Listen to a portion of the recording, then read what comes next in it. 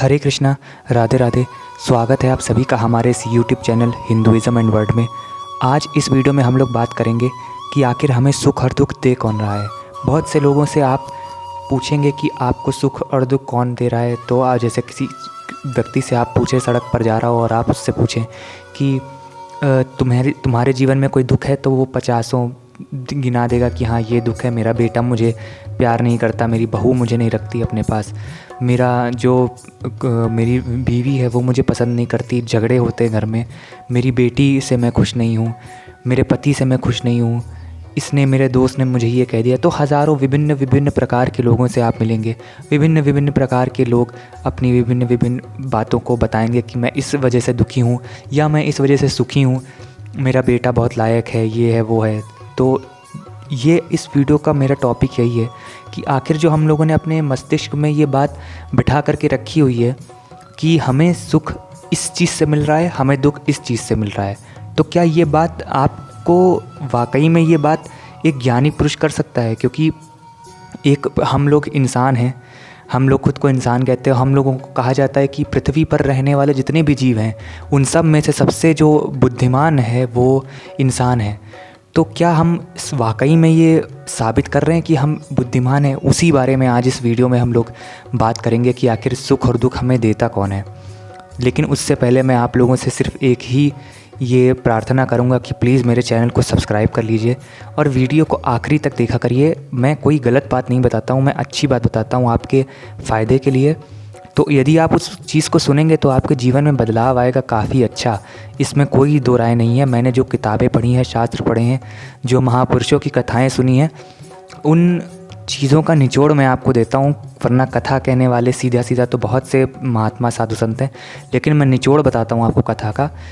तो प्लीज़ इसको सुनिए और कमेंट सेक्शन में भगवान का सुंदर नाम लिखना ना भूला करिए। कमेंट सेक्शन में यदि आप भगवान का नाम लिखेंगे तो पुण्य ही कमाएंगे आप, कुछ आपका जाएगा नहीं। तो प्लीज़ हमारे इस चैनल हिंदुइज़्म एंड वर्ल्ड को सब्सक्राइब करिए और बेल आइकन दबा दीजिए। तो चलिए शुरू करते हैं वीडियो को। सबसे पहली चीज़ तो ये बात आप जान लीजिए कि इस ब्रह्मांड में किसी में इतना सामर्थ्य नहीं है कि हमें सुख और दुख पहुंचा सके। किसी में इतना सामर्थ्य नहीं है, ना ही किसी की बुआ में, ना ही किसी के ससुर में, ना ही किसी की पति में, ना ही बीवी में, किसी में भी इतना सामर्थ्य नहीं है, बेटे बेटी में, कि आपको सुख दे सके। किसी भी गाड़ी, महंगी से महंगी कार में इतना सामर्थ्य नहीं है कि आपको सुख दे सके। महंगे से महंगे आईफोन में इतना सुख नहीं है कि आपको सुख दे सके। कंप्यूटर में, चश्मे में, किसी भी चीज़ में नहीं है।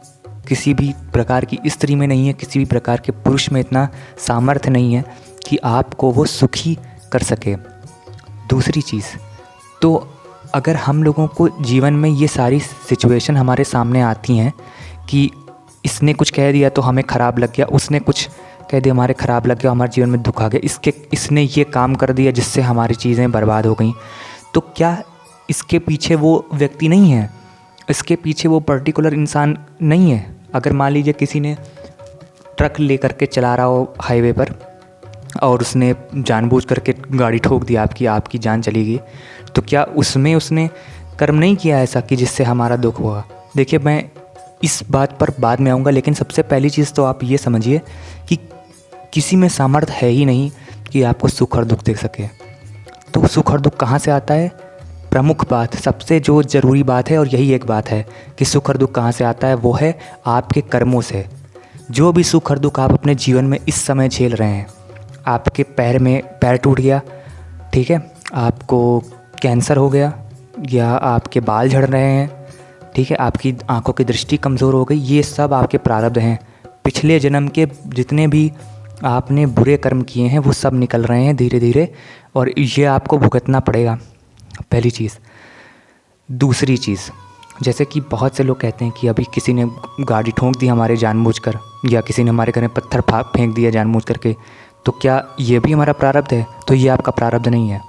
जिस इंसान ने आपके छुरा भोंका है पीठ पर जानबूझ करके, उस इंसान ने अपने हाथों में आपकी प्रारब्ध ले लिया है, यानी कि अपने हाथों से वो आपको नुकसान पहुंचाना चाह रहा है, ठीक है।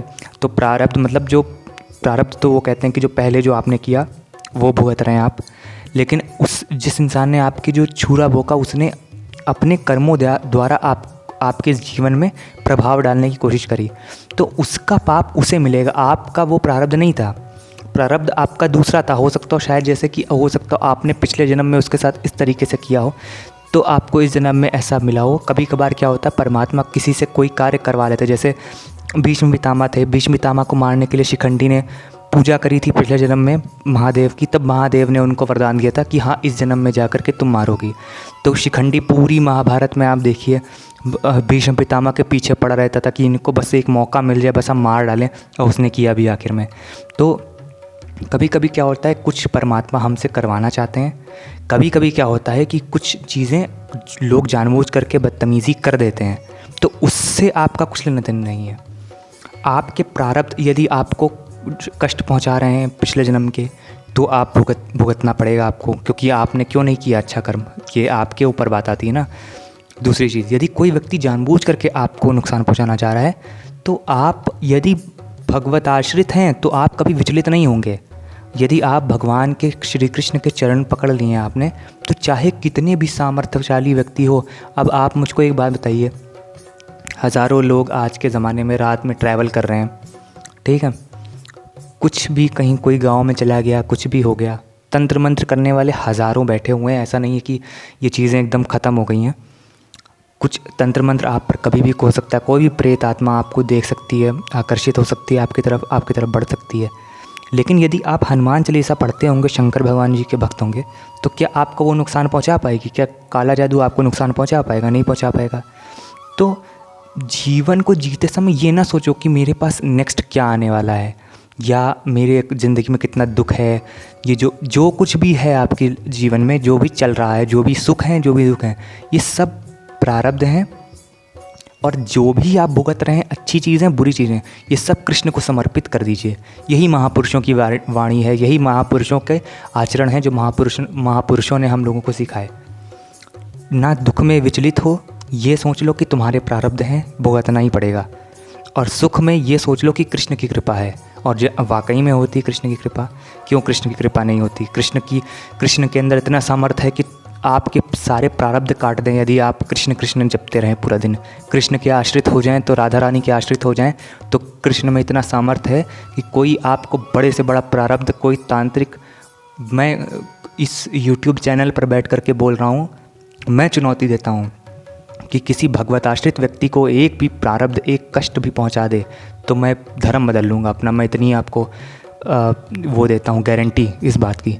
कोई नहीं कर सकता जो कृष्ण की शरण में है, जो हनुमान जी की शरण में है, जो राम के शरण में है, उसको प्रारब्ध उसका परेशान कर सके। भगवान शक्ति देते हैं सहन करने की। प्रारब्ध आएगा, भले ही एक दिन के लिए आए, भले ही 1 घंटे के लिए आए, भुगतना पड़ेगा। लेकिन कृष्ण ने इतनी शक्ति दे दी होगी कि वो बस हंसते खेलते हटा दोगे उसको, कोई दिक्कत नहीं आएगी। और यदि अच्छे कर्म किए होंगे पिछले जन्म में, तो वो भुगतोगे अच्छी चीज़ें, कोई नहीं तुमसे छीन पाएगा। तो जीवन में सुख और दुख कोई व्यक्ति किसी को नहीं देता है, किसी का पड़ोसी किसी को दुख नहीं देता है। कि कोई तुम्हें गाली दे तो हमेशा ये सोचना पिछले जन्म में तुमने कोई पाप किए होंगे, उसके कारण तुम्हें ये भुगतना पड़ रहा है। और यदि कोई तुम्हारी प्रशंसा करे तो कृष्ण को समर्पित कर दो वो प्रशंसा, और कह दो कि जो भी आज कुछ हूँ मैं, पैर सही चल रहे हैं, हाथ सही चल रहे हैं, जो भी मेरी प्रशंसा हो रही है, ये केवल जगन्नाथ के कारण हो रही है। तो सुख और दुख किसी के बस की बात नहीं है कि आपको पहुंचा दे। ये सब आपके प्रारब्ध होते हैं जो हम भुगत रहे हैं। कोई मनुष्य, सब भगवान के वो हैं, कठपुतली है। आपको प्रारब्ध भुगताना होगा तो किसी तरीके से वो कर देंगे। किसी बंदर को भेज देंगे, काट लेगा आपको, लगवाओ जाकर इंजेक्शन। अब प्रारब्ध था, भुगतना पड़ा। जवानी में किडनी ख़राब हो गई, 20-20, 25-25 साल के लोगों को ट्रांसप्लांट हो रहा है। आप क्या बात कर रहे हैं? आप जा कर के देखिए हॉस्पिटल में। किसी के दांत ख़राब हो रहे हैं, 9-9 साल 8-8 साल के बच्चों को दांत ख़राब, दांतों की दिक्कत हो रही है बहुत ज़्यादा गंभीर, खाना नहीं खा पा रहे हैं। तो ये सब क्या है? प्रारब्ध है, ठीक है। तो ज़्यादा ये मत सोचा करिए कि संसार मुझे दुख दे सकता है। संसार में इतना सामर्थ्य नहीं कि आपको दुख दे दे। और जो कृष्ण के शरण में है, उसको तो प्रारब्ध भी उसका परेशान नहीं कर सकता। इसके बात की गारंटी मैं देता हूँ आपको। तो कृष्ण की शरण में जाइए, न सुख न दुख, सब समान, सिर्फ कृष्ण ही सब सर्वोत्तम है। जगन्नाथ महाश्रेष्ठ हैं। इस वीडियो में बस इतना ही। हमारे वीडियो में यहाँ तक बने रहने के लिए धन्यवाद। हरे कृष्णा, राधे राधे।